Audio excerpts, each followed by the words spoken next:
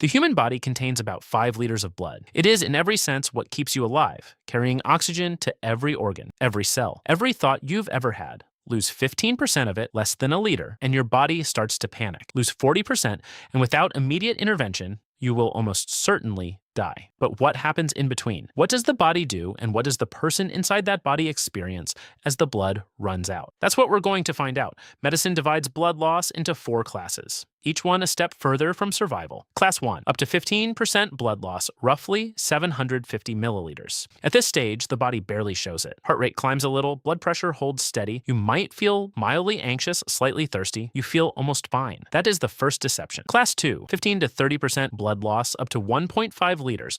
Now the body starts to fight back visibly. Heart rate climbs above 100 beats per minute. Breathing quickens, skin becomes pale and clammy as blood is pulled away from the surface and redirected inward. This is vasoconstriction, the body strangling its own outer blood vessels to preserve pressure at the core. Anxiety spikes, confusion begins to creep in. There is a growing animal sense that something is very wrong, even if the person can't articulate why. Class 3, 30 to 40% blood loss, up to 2 liters.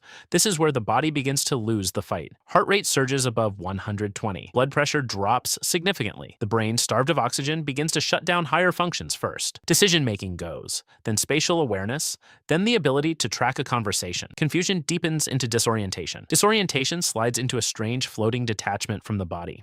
Survivors consistently describe an overwhelming cold, even in warm environments. As blood retreats from the skin entirely, the body loses its insulation. The cold is not the room, it is the body itself cooling. Class 4, more than 40% blood loss. At this point, the body's compensatory mechanisms collapse entirely. Blood pressure crashes. The heart, now pumping almost nothing, races desperately, sometimes above 140 beats per minute, trying to circulate what little remains. Organs begin to fail in sequence. The kidneys first, they are exquisitely sensitive to blood pressure drops. Then the liver, then the brain. Without immediate transfusion, cardiac arrest follows. The stages tell us what the body does, but what does the person experience? The most consistent thing survivors report across every account, from battlefield trauma to surgical emergencies, is not pain. Most severe hemorrhage is surprisingly painless. The wound itself may hurt.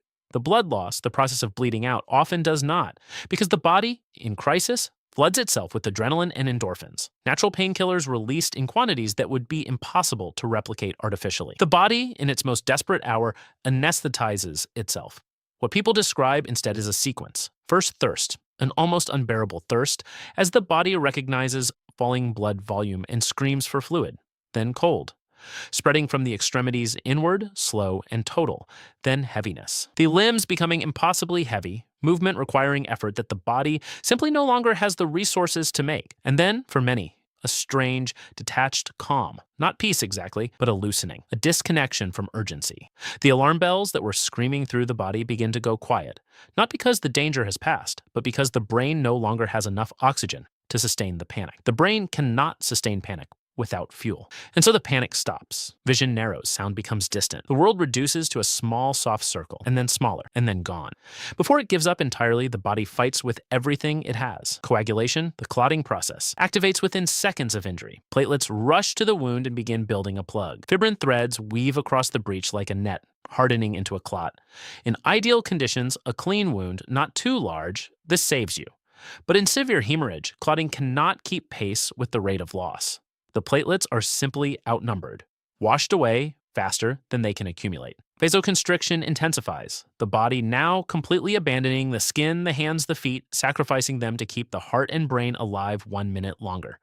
Triage happening inside your own body. Some parts deemed expendable, so others might survive. The body does not go quietly. The average human being has enough blood to sustain life for a surprisingly long time, even when losing it. The body is astonishingly good at surviving. It compensates, reroutes, sacrifices, and endures in ways that medicine is still learning to fully appreciate. But it has a limit. And understanding where that limit is, what the body does as it approaches it, is not just biology. It is the difference between knowing what to do and standing there doing nothing. Links below. If this kind of content makes you think, subscribe. There's more coming.